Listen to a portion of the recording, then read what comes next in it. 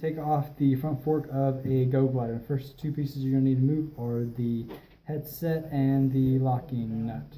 So you can use a headset wrench or a pair of pliers would be sufficient. So just want to take a nice grip around the headset here, spin it off, and once you break that loose, you should just want to spin the headset off. Now, next piece you're going to want to move is the key. Here in the key, you're going to notice that the key has a lock, and the lock is going to need to go inside of the indention in the fork. And the indention will always face towards the rear of the bike. So now that the key is off, we're going to want to spin off the locking nut here. And you can just spin it off with your hand, it should be fine.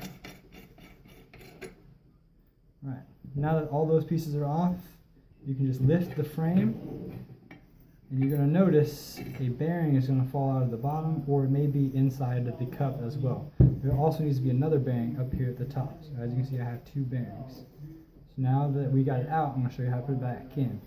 Again, the key, the hole right here, is going to need to go towards the rear of the bike and be orientated like that.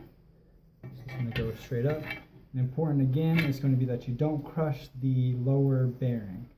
Put it into the cap first, then slide the fork into its slot.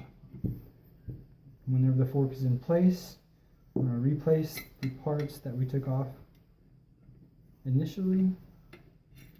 Just spin on the locking nut here.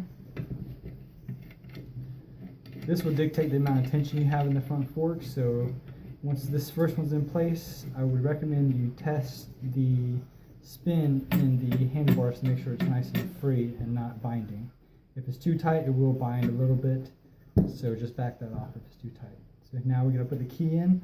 The lock here is going to go into the space into the back of the fork. Slides right into place. And then lastly, we want to put our headset back on. There you go. And now lastly, tighten the headset back up with your pair of pliers. And you're ready to glide. Thank you.